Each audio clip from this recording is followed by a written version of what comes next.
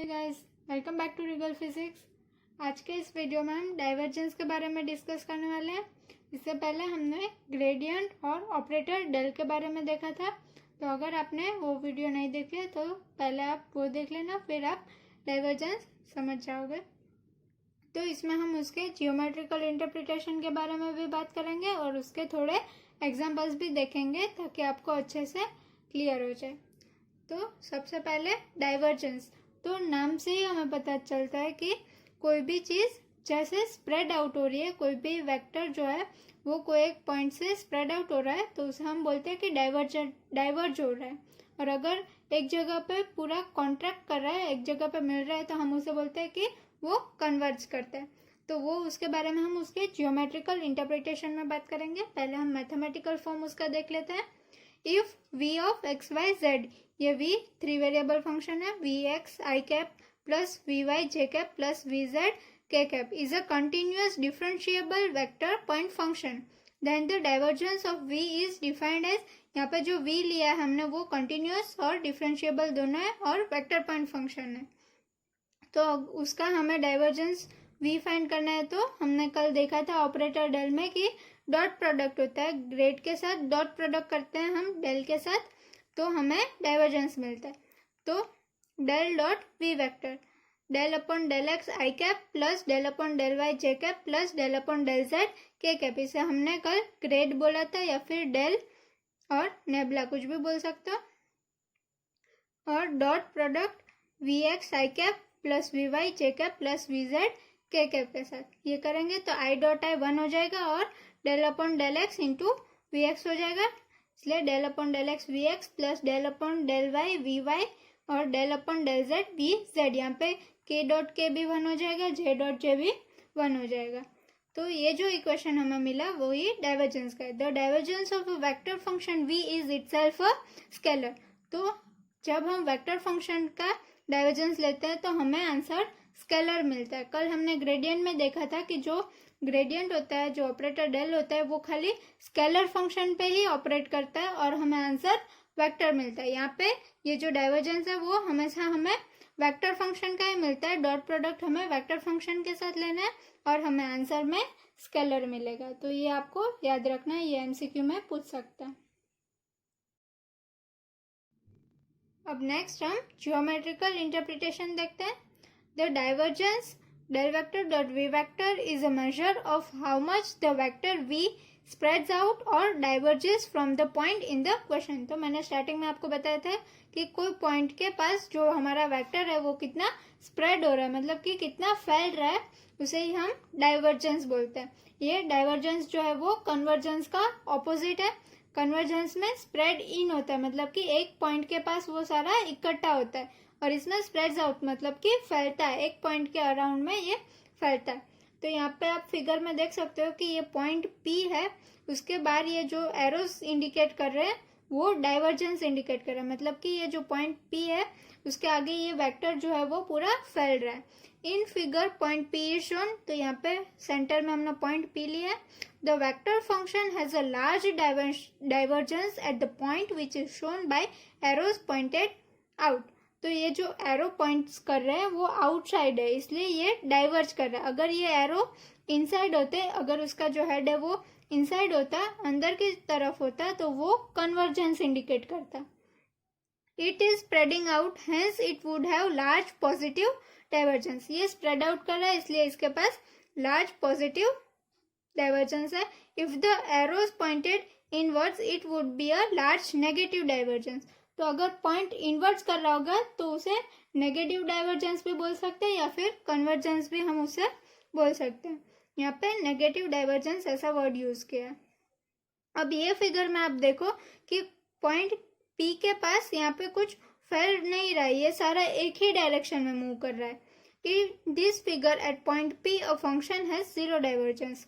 तो यहाँ पे कुछ फैल नहीं रहा है, ये एकदम नॉर्मली आगे मूव कर रहा है, यहाँ पे सेम ही डायरेक्शन में सारा जा रहा है। यहाँ पे कुछ स्प्रेड आउट या फिर कन्वर्ज या डाइवर्ज कुछ नहीं हो रहा है, ये एक ही डायरेक्शन में आगे जा रहा है। तो इस फंक्शन के लिए डाइवर्जेंस जो है वो 0 होगा।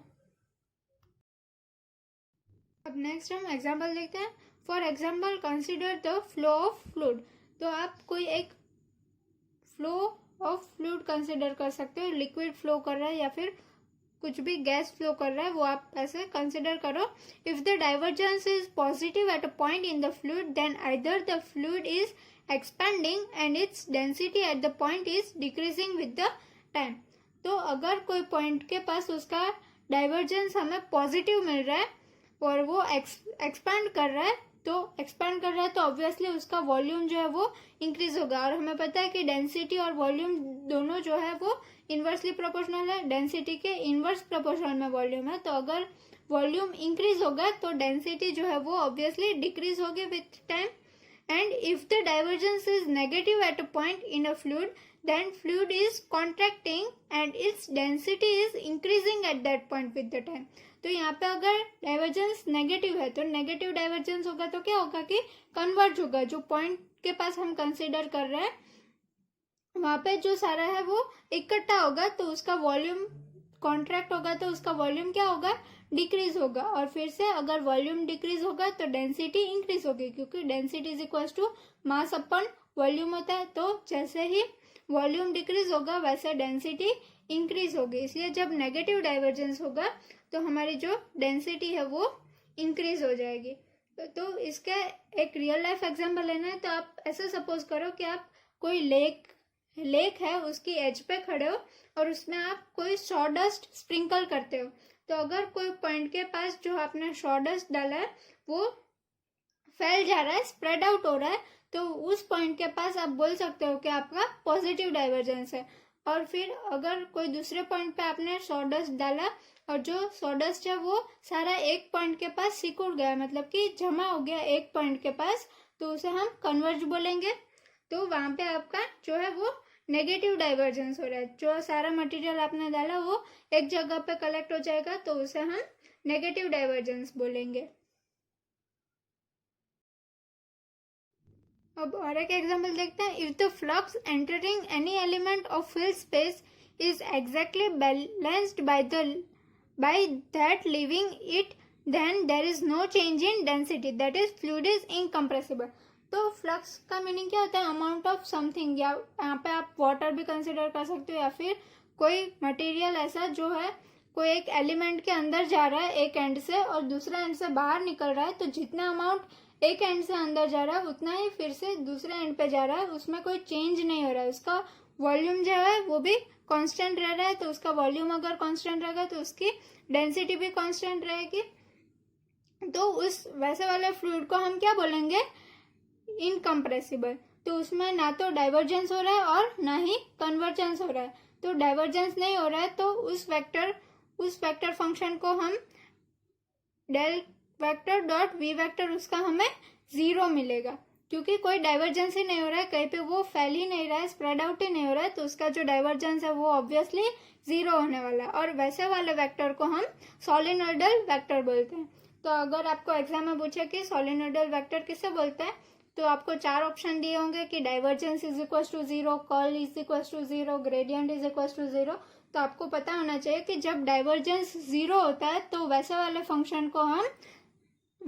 वेक्टर को हम सोलेनोइडल वेक्टर बोलते हैं क्योंकि इसमें कोई चेंज नहीं आ रहा है. उसका वॉल्यूम भी कांस्टेंट रह रहा है तो उसकी डेंसिटी भी कांस्टेंट रह रही है और वो ना ही डाइवर्ज हो रहा है और ना ही कन्वर्ज हो रहा है. तो वैसे वाले वेक्टर को हम सोलेनोइडल वेक्टर बोलते हैं. इसमें आपको ऐसा भी क्वेश्चन पूछ सकते हैं कि check whether the given vector is solenoidal और नॉट. तो अगर आपको चेक करना है तो आपको उसका डाइवर्जेंस फाइंड कर लेना है. अगर आपको उसका डाइवर्जेंस 0 मिल रहा है तो वैसा वाला वेक्टर क्या होगा, सोलेनोइडल वेक्टर. तो ऐसा एमसीक्यू भी आपको 1 मार्क में पूछ सकते हैं. अब नेक्स्ट इसके हम एग्जांपल्स देखते हैं न्यूमेरिकल्स ताकि आपको अच्छे से क्लियर हो जाए. तो फर्स्ट क्वेश्चन है calculate the divergence of R vector is equal to X I caret plus Y J caret plus Z के कैरेट. तो हमने देखा था कि डाइवर्जेंस जो है वो हमेशा वेक्टर का ही मिलता है. अगर हम स्केलर का डॉट प्रोडक्ट करेंगे वेक्टर के साथ तो वो मीनिंगलेस है, वैसा कुछ हमें मिलेगा ही नहीं क्योंकि डॉट प्रोडक्ट तो हमेशा 2 वेक्टर का ही होता है. तो del dot r vector del upon del x आई cap plus del upon del Y जे cap plus del upon del Z के कैप डॉट एक्स आई कैप प्लस वाई जे कैप प्लस जेड के cap. तो यहाँ पे भी हमें डॉट प्रोडक्ट करना है, तो आई डॉट आई 1 हो जाएगा और del upon del x into X plus del upon del Y into ये वाई और del upon del Z into ये जेड और के प्लस के कैरेट डॉट के कैरेट 1 हो जाएगा और यहाँ पे J caret dot J caret भी 1 हो जाएगा।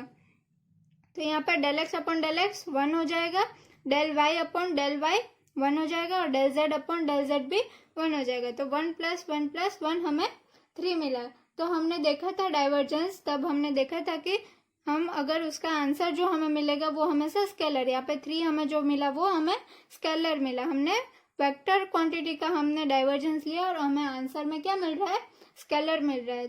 और ग्रेडियंट में हम क्या करते थे कि स्केलर का ग्रेडियंट लेते थे और हमें आंसर में वेक्टर मिलता था। नेक्स्ट हम सेकेंड एग्जाम्पल देखते हैं। Calculate the divergence of R vector is equal to Z के कैरेट। तो यहाँ पे ये जो हमें वेक्टर दिया उसमें उसका आई कंपोनेंट जो है वो 0 है और जो जे कंपोनेंट है वो भी 0 है, इसलिए यहाँ पे हमने खाली जेड के कैरेट लिखा। यहाँ पे आपको लगेगा कि एक ही है, लेकिन ये ऑलरेडी एक वेक्टर है क्योंकि इसके साथ के कैरेट दिया, खाली जेड नहीं है। इसकी डायरेक्शन है ये, इसलिए ये वेक्टर है, लेकिन उसकी जो आई कैरेट है और जे कैरेट है दोनों 0 है, इसलिए यहाँ पे लिखने की ज़रूरत नहीं है। तो del dot r vector del upon del x आई cap plus del upon del Y जे cap plus del upon del Z के caret dot z into k caret. तो यहाँ पे आई कंपोनेंट तो 0 है, इसलिए del upon del x into 0 करना पड़ेगा। Into नहीं, सॉरी, ये ऑपरेटर है, तो 0 का हम डेरिवेटिव लेंगे तो हमें 0 ही मिलने वाला है। और del upon del Y of 0 करेंगे तो वो भी 0 ही मिलने वाला है। और यहाँ पे के डॉट के 1 होगा और डेल जेड ऑफ जेड आएगा, इसलिए del Z upon del Z 1 हो जाएगा। तो 0 प्लस 1 इज इक्वल टू 1। तो यहाँ पे भी आप देख सकते हो कि हमें आंसर जो मिला वो एक स्केलर मिल रहा है। हमने यहाँ पे वेक्टर फंक्शन लिया था और हमें जो आंसर मिल रहा है वो हमें स्केलर मिल रहा है। अब नेक्स्ट हम थर्ड एग्जाम्पल देखते हैं। Calculate the divergence of V vector is equal to X square I caret plus 3x Z square J caret plus 2x Z के कैरेट। तो यहाँ पे हमें वेक्टर फंक्शन दिया है v, उसका हमें डाइवर्जेंस फाइंड करना है। तो फिर से हम डेल डॉट वी वेक्टर ही करेंगे।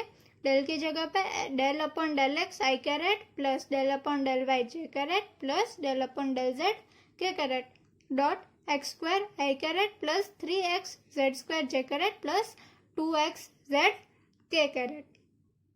तो यहाँ पे आई डॉट आई 1 होगा, इसलिए del upon del x of x square करेंगे plus del upon del Y of 3x Z square करेंगे plus del upon del z of 2x z करेंगे। के डॉट के और जे डॉट जे दोनों 1 होते हैं। यहाँ पे आपको क्वेश्चन होगा कि हम आई डॉट जे क्यों नहीं कर रहे हैं, तो आई डॉट जे 0 होता है और आई डॉट के भी 0 होता है। खाली जो सेम होते हैं आई डॉट आई, जे डॉट जे और के डॉट के वही सेम होते हैं।